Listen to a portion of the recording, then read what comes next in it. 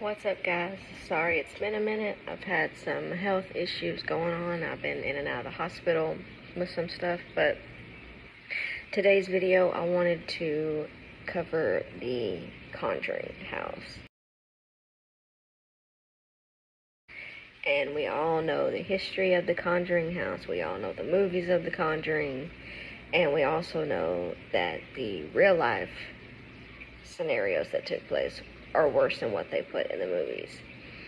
And the long, tragic history of this quaint log home isn't immediately evident to people driving along the road.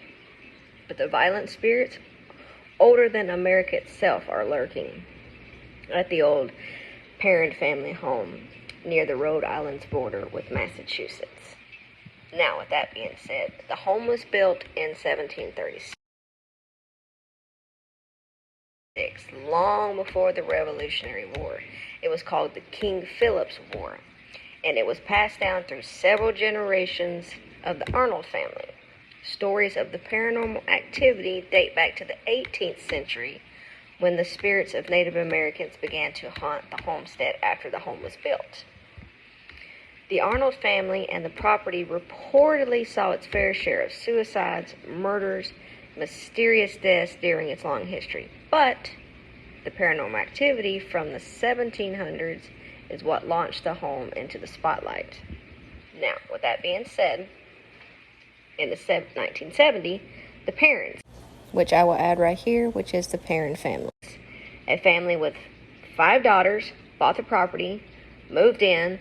While the paranormal activity started almost immediately, the Perrin family stuck it out for 10 long years before finally selling the home in 1980 and moving south to Georgia.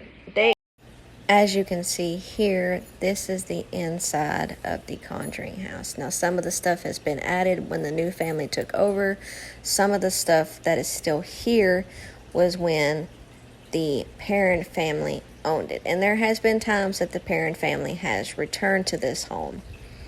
And it's got the seance room. It's got the library where books have been flown off the shelves. It's got the chairs where the kids have peeked behind, the stairways leading up to the bedrooms, these basements where many apparitions have been seen, the yard where the 7 dead soldiers have been found, all the way down into the basement where even more darker, sinister activity has been seen along the way. Experienced at the home, as well as an exorcism conducted by Ed and Lorraine Warren. Now, Ed and Lorraine Warren are the world-renowned demonologists. They have traveled and exorcised many homes throughout their years. And it is what inspired the 2013 horror movie called The Conjuring. While the parents lived in the home, the children regularly saw apparitions and spirits around the house. There was rampant poltergeist activity, beds would levitate and shake, and the Perrin family regularly experienced physical injuries due to a particularly angry spirit. It was common to hear voices around the house. Legend has it that Bathsheba Sherman was a Satanist who sacrificed her own child to the devil. It is believed that Bathsheba was the entity responsible for the injuries and poltergeist activity in the most haunted house in the world. Now, however, there has been no documentation that Bathsheba herself, in fact, was a Satanist, was a witch, proclaimed her love to Satan, and then hung herself from a tree. None of that has been confirmed. But what has been confirmed was that she did live near the Arnold family. She was actually the next door neighbor, and she did have kids that did not make it past a certain age, and that there were puncture marks in the back of their head like little needles. And Carolyn Perrin had witnessed punctured-like wounds throughout her body. And unfortunately, when the seance took place by Ed and Lorraine Warren, they also had brought a medium, and the medium was supposed to be the conduit to where the spirit of whatever was haunting the Conjuring house was supposed to go into her and relay the messages. Unfortunately, it had jumped into Carolyn Perrin, and she started speaking in tongue, and then she got flown across the room. And her husband tried to save her, but of course Ed was like, don't touch her, don't touch her. If you go anywhere near her, it's going to come on to you. Long story short, Ed got punched in the face. Him and Ed and Lorraine were made to leave and to never return. And to this day, it is still haunted by multiple spirits. And one of the daughters, Andrea Perrin, was told that there are 7 dead soldiers buried in the walls at the Conjuring house. Now, some believe that it was the walls in the house, but actually, if you go outside, there is a brick wall that was there from long ago, and they did ground penetrating radar and actually found different spots 6 feet deep, which, what's 6 feet deep? Bodies.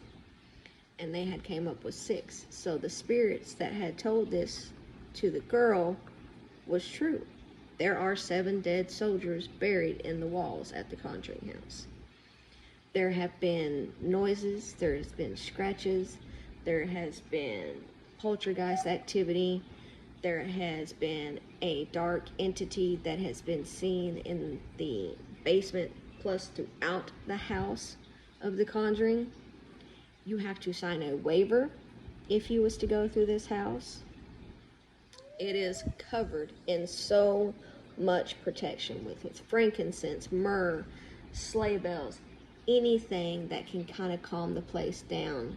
It is there, but it doesn't always work. So many TV shows, Ghost Adventures, Nick Groff himself, YouTubers have been there to capture the life and the paranormal activity of the Conjuring house. And if you're brave enough, do you think you could do it? I would love to. Let me know in the comments below. Don't forget to like, comment, and share. And that's it for today's video. Thank you. Blessed be.